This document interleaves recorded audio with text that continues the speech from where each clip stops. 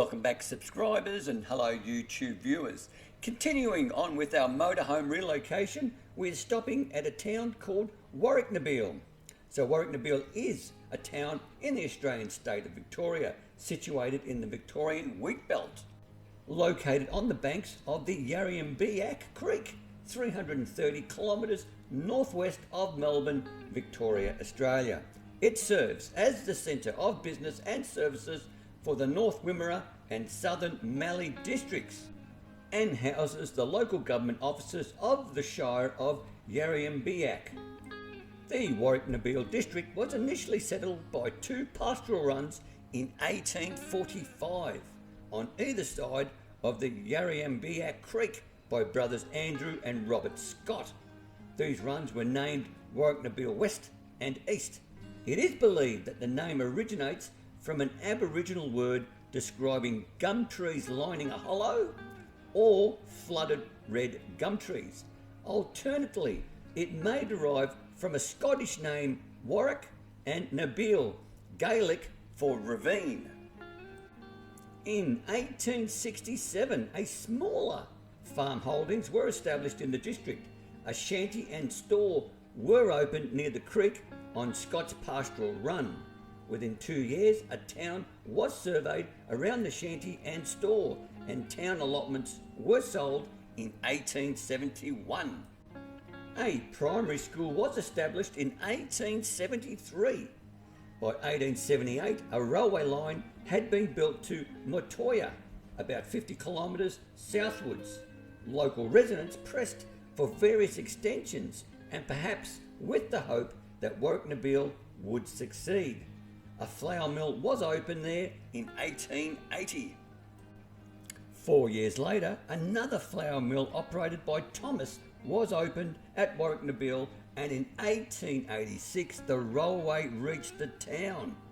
Thomas's Warracknabeal roller flour mill operated until 1964 and was among the first in Victoria to introduce elevators for lifting wheat. The year before the railway, the Warracknabeal Herald was established, along with the Agricultural and Pastoral Society. The railway served Warracknabeal as a terminus from 1886 to 93. The post office opened on the 1st of September 1861, initially with a slightly different spelling in the word Warracknabeal until 1885. Notable historical buildings include an 1872 prison cell constructed from red and yellow gum, a Tudor-style post office, several 19th century hotels and pubs, and a 4-storey water tower from 1886. The town also features an agricultural machinery museum displaying items from the history of farming in the Mallee and Wimmera districts. The Warracknabeal Magistrates Court was closed on the 1st of January 1990. So that's about it with the brief history of Warracknabeal. All the credits and references to the voiceover and the historical images will be in the description below. So please enjoy the remaining old photos.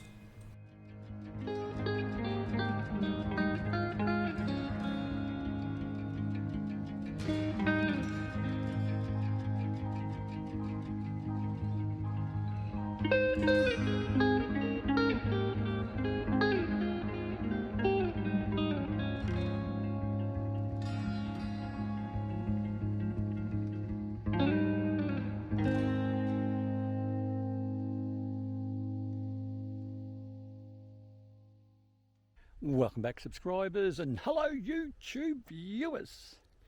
We are now in Warracknabeal and we're at the railway station. Now this railway station is obviously abandoned, the railway line isn't, but just a little bit of an interest about this town is that it's also the home place, or the birthplace I should say, of Nick Cave. Now my understanding, and I could be wrong, he actually went to my old school. I went to Caulfield Grammar. I'm not 100% sure, but I maybe can confirm that when I do a little bit more research. Now there has been, obviously, you've seen the earlier old photos of Warracknabeal and what it all looks like. We're going to focus a little bit more just on the railway station itself. And if you aren't aware, I'm commuting from Melbourne to Darwin. I'm relocating a motorhome, and it's one of those situations where you pay that $1 a day, and I've got X amount of days to get there, and you've got to do it in their time frame, otherwise you get a bit of a kick in the butt. And you have to pay fees for getting there late. So I've got, I think, 9 days altogether, and I should be okay getting there. So nonetheless, we're at Warracknabeal at the moment. We're just opposite the race course as well, and I'll spin the camera around and show you what we're looking at. Okay, so there she is right here. There is a few things that are still in play. Now, if we look at that, I believe that's still in play because someone's actually placed a lock on it. And if I just look up there, you'll see some silos to the left and a siding that takes you around. So I'm assuming that the line is obviously used for freight. Whether or not it's used for passenger services, I don't know. I doubt it. But then again, it could be a through fare to another station further up that is operable. As you can see, it's all boarded up. It is a pity it gets boarded up, but I guess it has to be. And unfortunately, this town does have its fair share of vandals and graffitis and all that sort of stuff. So they've had to do something with it. It's a pity you can't see inside with some windows or something that you can sort of see in to see what it once looked like. But we'll have a good look around. Obviously, as you can see, all the water's being disconnected. I doubt there'd be any power to this place as well. I'd assume that might have been where a water tank was back in the day. I don't know, but it's once again, these are so typical of the stations that you find in rural Victoria. They're all very similar, and it's not just Victoria, because I'm assuming these were built before Federation, so before 1901. And if you're in New South Wales or any other state, prior to that, they sort of built them all very, very similar. So there's a few things we'll have a look at. We'll do a lap around the station itself, and then look at maybe one or two buildings on the outside. So they put tin up as well on this side to stop people getting in, which I think is fair enough. There is a commemorative sort of plate, I think celebrating 100 years of its existence, and I think this was in 1986, and so obviously if it's 100 years, in 1886 is when this all started. Very, very good. But it is a shame. The railway service is no longer in play, and there's obviously buses that take over to commute people wherever they need to go. There is a few large cracks in the structure itself, but once again, nothing like that can't be repaired. It's not a big deal.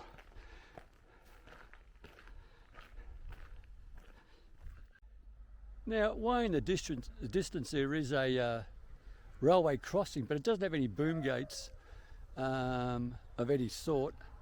So I'm only going to assume, when the car's crossing now, that the frequency of trains that come along here isn't that great, and they probably travel at a very, very slow slip speed, blowing the horn of the railway engine as it comes through slowly.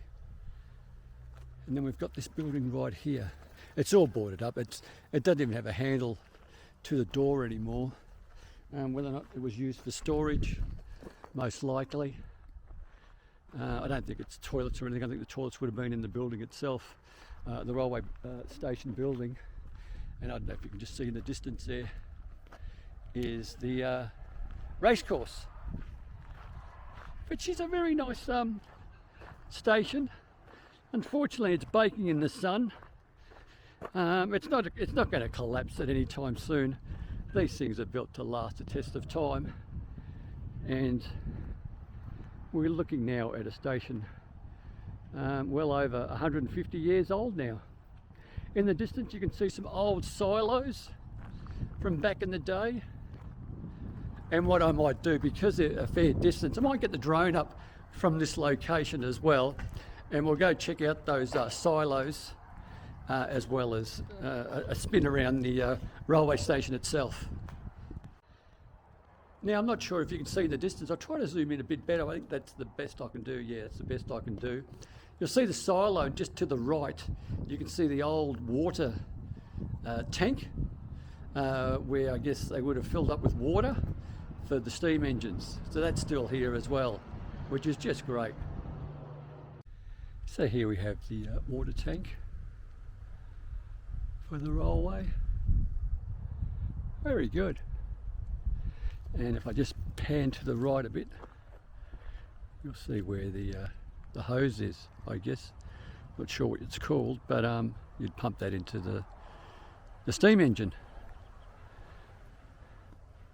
Then we pan a little bit more to the right.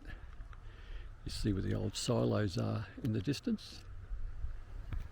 And just in the distance down there is the railway station, just at the bottom left of those more modern looking concrete silos.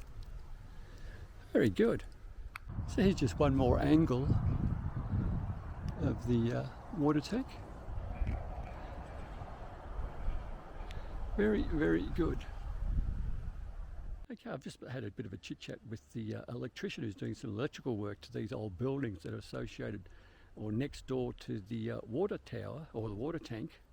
And these used to be the staff accommodation for those that used to work on the railways and at the station. There is a heritage overlay which is confirmed, but now it's in private hands and they're doing their very, very best to look after it, and they're going to try to bring it up to how it was back in the day, which is just fantastic, I reckon. So that's great. So they are trying to fit it out. They're putting electrical system through, but wow. So that's quite interesting. So the staff were actually stationed here back in the day, and this would have been their sort of accommodation. You can see it had a chimney. It had looks like two residences, maybe even three.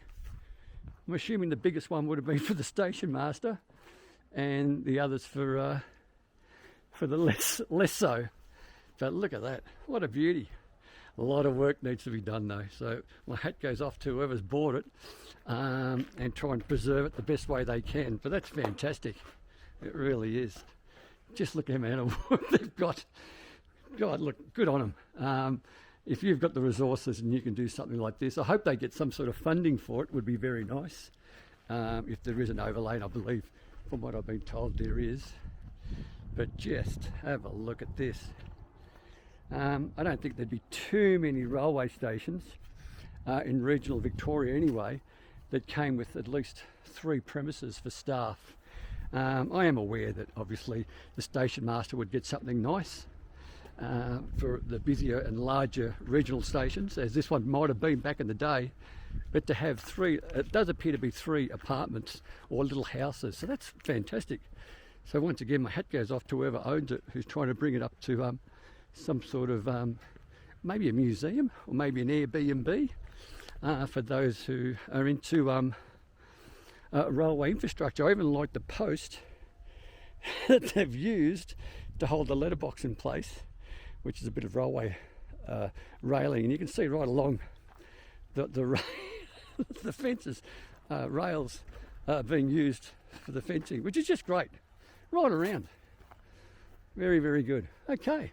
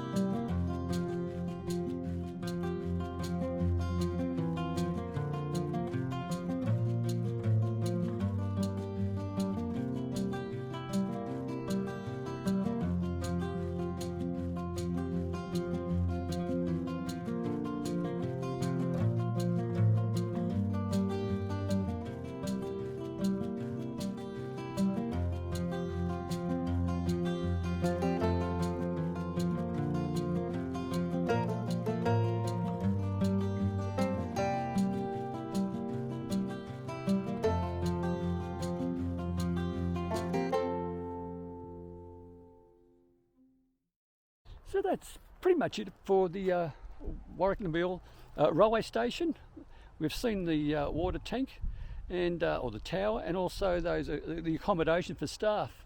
I hope you enjoyed the video, and if you did, by all means click on the like button or the thumbs up icon. Please consider subscribing. Subscribing does not cost you 1 cent, but it really does help the channel immensely. But most importantly, stay safe, commute safe, and have a great day. And once again, thank you for your time for watching.